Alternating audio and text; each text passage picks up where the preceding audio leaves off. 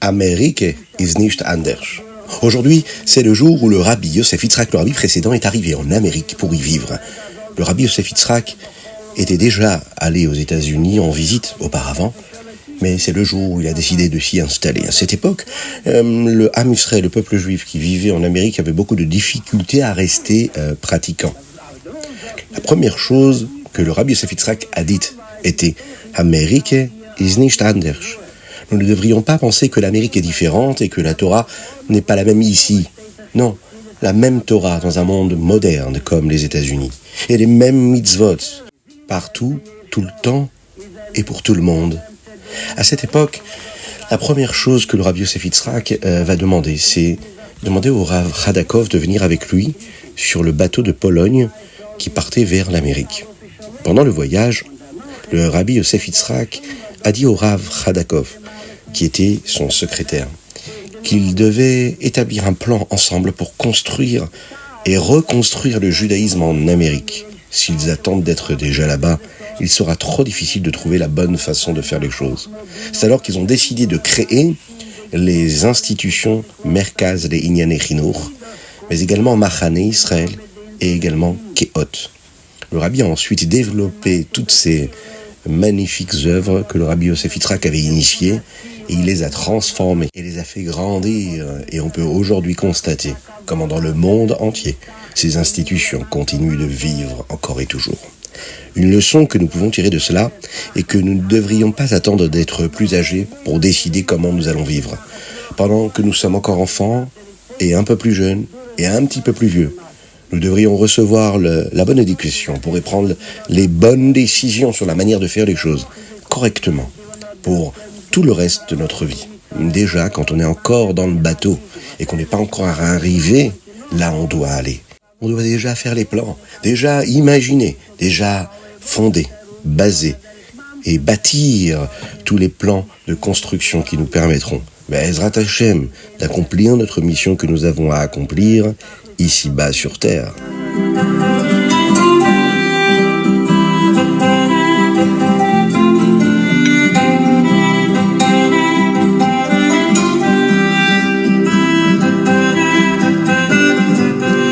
Aujourd'hui, nous sommes le Tet Adar Sheni 5784.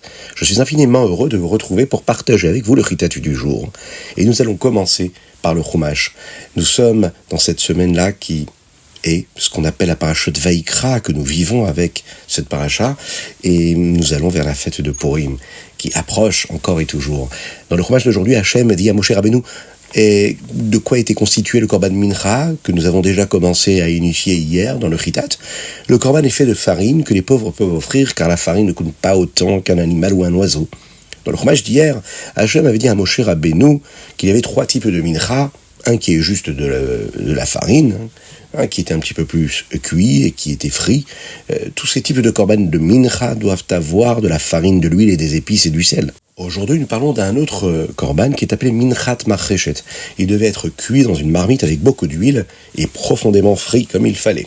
Le 5e type de korban mincha, lui, s'appelle Minchat Bikurim, ou on peut l'appeler aussi également Minchat Haomer. Tout comme les Bikurim, qui eux étaient les premiers fruits qui poussaient, Minchat Bikurim, cette offrande, la de Bikurim, provient également de la première orge qui pousse. La farine, pour cette mincha, ne doit pas être trop bien moulue, elle doit encore avoir de gros morceaux d'orge. Pour chaque korban mincha, le Kohen doit en prendre une partie pour la brûler sur le misbéach, et le reste, il pouvait le garder pour le manger lui-même. Le Kohen, lui, est kadosh, il est saint. Et donc, ce korban mincha qui, lui, est saint, eh bien cette partie-là de ce korban mincha lui était réservée. Kadosh Baruch Hu va dire à Moshe Rabbeinu également de faire très attention à ne pas rendre un korban mincha chametz. Seul le korban Shte Alechem que nous apportons pour la fête de Shavuot, lui, était fait de chametz, parce que c'était Shte Alechem, du pain qui était du chametz qui gonflait. Hachem dit aussi à Moshe que le Béni Israël ne devrait rien mettre dans n'importe quel type de korban pour le rendre par exemple plus doux, plus sucré, comme par exemple du jus de fruits ou même du miel. Seuls les Bikurim avaient des dattes avec le miel qu'on peut trouver à l'intérieur de manière beaucoup plus naturelle. Akadosh Baruch Hu dit à Moshe Rabbeinu également que chaque korban, et pas seulement le korban mincha, devait être constitué également de sel. Rashi nous dit qu'à ce moment-là, Akadosh Baruch Hu est en train de tenir une promesse. Celle qu'il avait faite lorsqu'il a créé le monde, puisqu'il avait séparé l'eau qui était en haut, au-dessus du ciel, et l'eau qui se trouvait sur la terre, dans les océans et dans les mers. L'eau salée qui était sur la terre s'est plainte chez Dieu. Elle ne voulait pas être au fond, tout au fond. Hachem a promis donc qu'elle serait récompensée pour être l'eau la plus basse. Le sel de la mer serait apporté avec toutes les corbanotes, et une fois par an, il y a de l'eau qui est versée sur le misbéach. C'est pourquoi le pasouk, le verset, appelle cela Brit Melach, la promesse du sel. Parce que c'est la promesse qu'Akadosh Baruch Hu a donnée lors de la création du monde, et que le sel serait utilisé pour les corbanotes.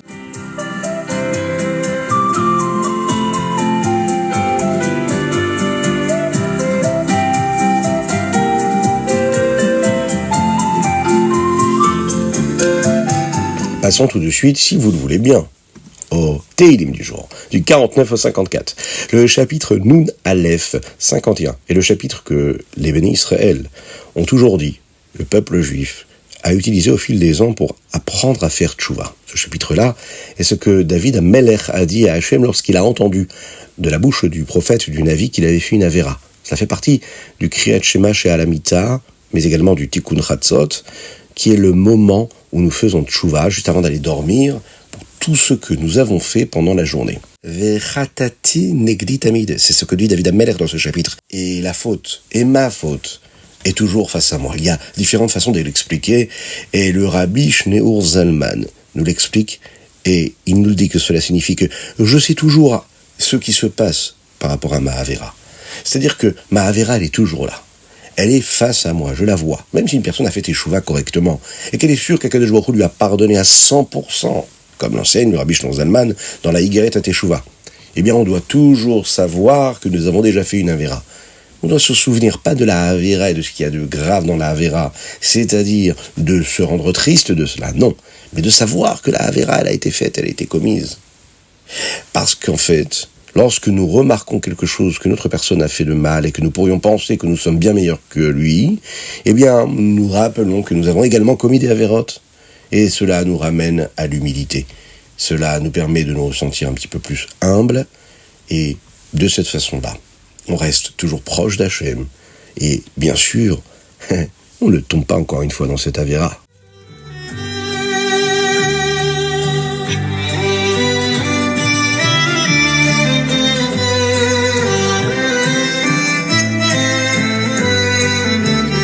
Tania, l'écoutez Avarim Perek Lamed Vav. Nous apprenons aujourd'hui pourquoi la chose principale est de l'Ahasoto.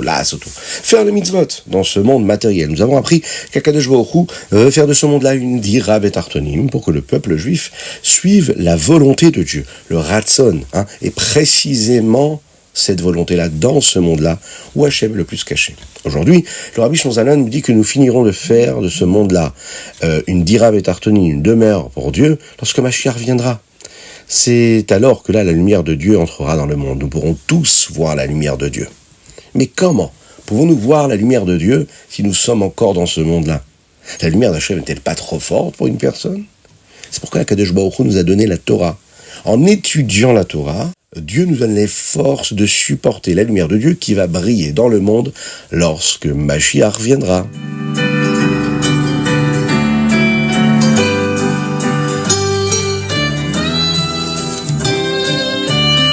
Et nous passons tout de suite au Hayom Yom. Quand nous disons Boré Nefashot, vous savez, la bracha que nous disons après avoir consommé un aliment sur lequel nous avons fait la bracha de Sheakol, par exemple. Eh bien, quand on dit Kol ma shebarata, il faut le dire avec un chola, mais non Kol ma shebarata avec un kamatz. D'accord. Un chassid, lui, veut être mekouchar au rabbi. Il veut être attaché au rabbi. Alors comment peut-il faire? Il ne suffit pas de juste voir le visage du rabbi ou de voir des vidéos ou des photos. Pour avoir de la hitkashrut, c'est-à-dire pour être attaché au rabbi, et de façon appropriée, nous devons étudier et comprendre la chassidoute du rabbi. Le Tet Adar, le 9 Adar, le rabbi Yosef Yitzhak est arrivé aux États-Unis. On peut imaginer à quel point les chassidim étaient heureux de voir le rabbi Yosef Yitzhak, ceux qui se trouvaient déjà là-bas. Et beaucoup d'entre eux, pour la première fois de leur vie, l'ont vu à ce moment-là. Dans le Hayom Yom d'aujourd'hui, nous voyons que cette joie-là qu'ils ont ressentie ne suffit pas.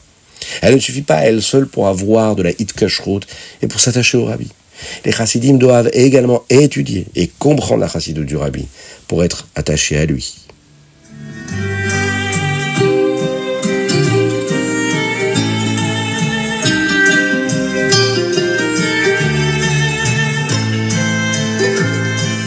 Rambam, nous sommes dans les Ilchot Avel. Dans le Rambam d'aujourd'hui, nous apprenons les lois qui concernent la manière dont nous agissons. Si quelqu'un, Rachman al-Itzlan, que Dieu nous en préserve, va quitter ce monde-là physiquement.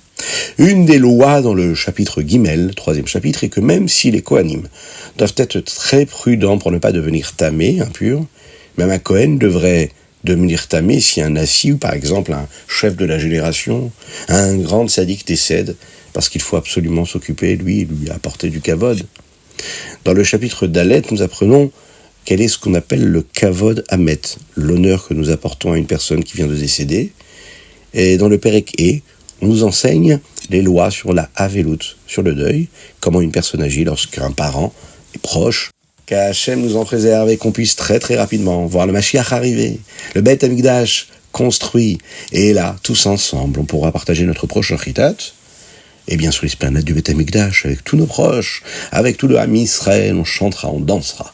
N'oubliez pas, c'est le mois de Hadar, on est à quelques jours de Purim, on doit se réjouir encore et toujours. Que Dieu vous bénisse, c'était le Chitat du jour, qu'il vous protège, dans la bonté, la grâce et la miséricorde, qu'il vous apporte de la joie, de la réussite, qu'il ouvre toutes les portes qui sont nécessaires pour pouvoir accomplir la volonté de Dieu, qui nous permette de nous attacher au Rabbi encore et toujours, qui lui nous permet de nous attacher encore un petit peu plus d'Hachem et de profiter et de nous réjouir de la joie qu'est celle d'être attaché à Hachem et de faire résider Dieu, Akadosh Baruch Hu, ici-bas. Dire à Bet Arsonim. Envoyez-nous vos dédicaces sur chitat.fr, mais également sur le WhatsApp du 06 21 37 24 52. Que Dieu vous bénisse et qu'il vous protège. À très bientôt.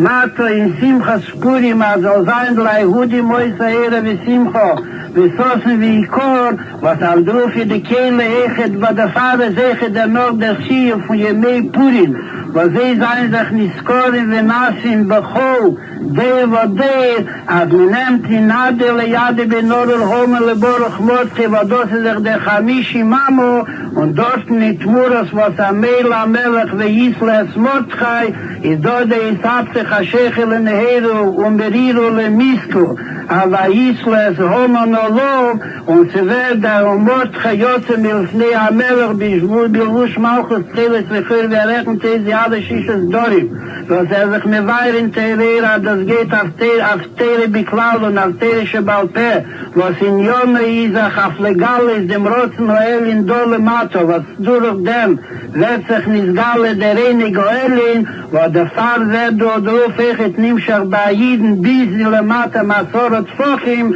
der Reire Vesimcho Vesosen Veikor.